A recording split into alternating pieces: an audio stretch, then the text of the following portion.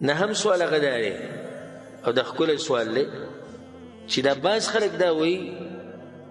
چې ته سره څه خبره کوي چې دا کار داسې وشو داسې وشو دا ټوله لوبه د تقدیر ده نو دا ټکی ویل جایز دی او که نه الجواب بالله التوفیق هغه ده چې دا ټکی او دا خبره لوبه د تقدیر او گیم د تقدیر دا کفر دی چې کله دا سړی قصدن عمدن وي او دې ته خبرې ډېره د یېرې خبره او دا ګورې ډېرو ښکلی سوال کړی داسې وایي لوبه ټوله وایي د څه ده د تقدیر ده ولې د لوبې نسبت ته الله ته وکړو ځکه چې تقدیر لیکلی الله سبحانه وتعالی دی په دې باندې خو اتفاق ده زموږ عقیده ده د مسلمانانو چې الله سبحانه وتعالی تقدیر لیکلی انا کل شیء خلقناه بقدر وبل ذکر الله وخلق كل شيء فقدره تقديرا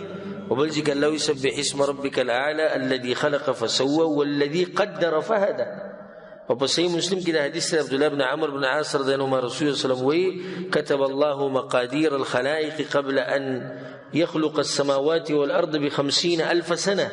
فانزوز زر کاله د ځمکې او د اسمان د پیدایش نه مخکې الله سبحانه وتعالی تقدیر لیکلی نو دا تقدیر د الله فعل دی کار د چا دی د الله دی نو مطلب دی چې ته د الله دی کار ته لوبه وې بل تقدیر په خپله هېڅ نشي کولی